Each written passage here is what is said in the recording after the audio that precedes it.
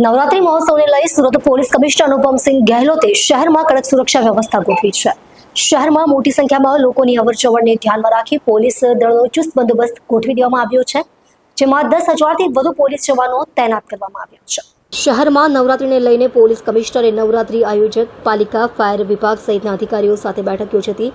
વધુમાં પોલીસ કમિશનરે કહ્યું કે શહેરના વિવિધ વિસ્તારોમાં વોચ ટાવર અને સીસીટીવી કેમેરા લગાવવામાં આવ્યા છે। એક કંટ્રોલ રૂમ સ્થાપિત કરવામાં આવ્યો છે, જેથી કોઈ પણ સ્થળે ભીડ જમા થાય તો તાત્કાલિક પોલીસ પહોંચી શકે અને મહિલાઓની સુરક્ષા માટે ખાસ ટીમ પરંપરાગત પોશાકમાં તહેનાત રહેશે।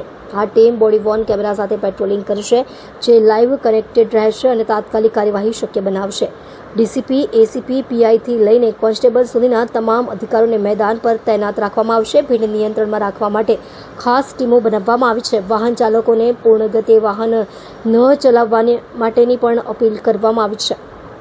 અંધારાવાળા સ્થળો પર ખાસ લાઇટિંગ અને નાકાબંધીની વ્યવસ્થા કરવામાં આવી છે। નવરાત્રી આયોજકો સાથે પોલીસની બેઠક પૂર્ણ થઈ હતી। પોલીસ કમિશનર ગહેલોતે સ્પષ્ટ કર્યું છે કે જો કોઈ પ્રકારની અરાજકતા જોવા મળશે તો તાત્કાલિક કડક કાર્યવાહી કરવામાં આવશે।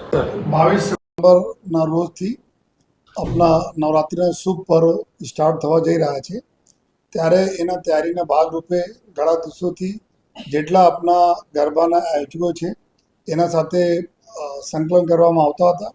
આજે એક તમામ અધિકારીઓના મિટિંગ, તમામ જો ગરબા સંચાલકોની મિટિંગ, એસએમસીના અધિકારીઓની મિટિંગ, ઇલેક્ટ્રિક ડિપાર્ટમેન્ટ, આરએનબી બધા અધિકારીઓ સાથે એક જો કમ્બાઇન્ડ સંકલન મિટિંગ રાખવામાં આવી હતી। આમાં મુખ્ય પર્પસ એવું છે કે જ્યારે મોટા ગરબા અહીંયા થાય છે, જેની સંખ્યા જો કોમર્શિયલ ગરબા તરીકે એના ઓળખીએ છીએ, જેના હજારોની સંખ્યામાં લોકો રહે છે, લગભગ 15 જેટલા ગરબા આપણા કોમર્શિયલ ગરબા થાય છે। અને આ સિવાય બીજા ટોટલ શહેરમાં જો શેરી ગરબાઓ છે, આપણા અલગ અલગ જગ્યા શેરી હોય કે સોસાયટીમાં હોય, જ્યાં હજારોની સંખ્યામાં લોકો રહેતા હોય, એવા કુલ મળીને લગભગ જો 900 જેટલા બીજા ગરબાના આયોજન સુરત શહેરમાં થાય છે। અને જો કોમર્શિયલ સિવાય પણ ઘણા બધા ગરબા છે જે મોટી સંખ્યામાં લોકો ભેગા થાય છે, લેકિન આ બિના ટિકટના હોય છે। આ તમામ ગરબાઓનો સમાવેશ કરીએ તો કરોડ 1,000ના આસપાસ અમારા ગરબાના આયોજન સુરત શહેરમાં કરવામાં આવે છે। તો આજે જો સંકલનના મિટિંગ થઈ, એમાં સમયસર પબ્લિકના સુરક્ષાના ધ્યાનમાં રાખતા અને સાથોસાથ ગરબામાં મા આદિશક્તિના આરાધના વખતે જો ભાગરૂપે જો ગરબાના આયોજન થાય છે, આમાં અમારા જો સુરતવાસીઓને કોઈ પણ પ્રકારના કોઈ તકલીફો નહીં પડે, એના ખૂબ કેવી રીતે સહાયતા સાથે આ લોકોને અવર જવર થાય, ગરબાના જગ્યા ઉપર ઢોમના અંદર ત્યાં પણ કોઈ પણ પ્રકારના અનિચ્છનીય બનાવ ન બને, આ તમામ પ્રકારના સંકલનના આજે ચર્ચા કરવામાં આવી અને આયોજકોને સૂચના આપવામાં આવી। જો ફાયર ડિપાર્ટમેન્ટના અધિકારીઓ અહીંયા હાજર હતા, ઇલેક્ટ્રિકલના હાજર હતા અને જો આરએનબીના, સ્ટ્રક્ચરના, મિકેનિકલના આ લોકોને સમજ પાડી કે શું આપણા તકેદારી રાખવાની જરૂરત છે। ટ્રાફિકના અમારા જો ટીમ છે, ટ્રાફિકના અધિકારીઓ પણ જો બી ટ્રાફિકના પ્રશ્નો હતા એના બી ચર્ચા કરી।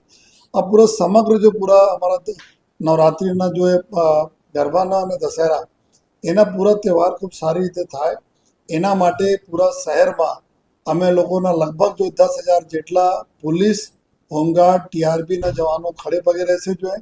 અમારી નાઇટમાં પૂરી અલગ સ્કીમ અમે લોકો બનાવવામાં આવી છે। જો જેટલા બી અલગ અલગ વિસ્તારો છે, જ્યારે ગરબા પતે છે, લગભગ મોરલે એક સાથે ગરબાનો કાર્યક્રમ પૂરા થતા હોય છે, તો હજારો લાખોની સંખ્યામાં લોકો જો રોડ યુઝ કરે છે અને પછી ઘરે જવા માટે, તો એના બી ધ્યાનમાં રાખીને અમારા નાકાબંધી પોઈન્ટ્સ થઈ ગયા જ્યાં અમારા ચેક પોઈન્ટ રહેશે, વોચ ટાવર રહેશે, એની અમે લોકો વ્યવસ્થા કરી છે। અને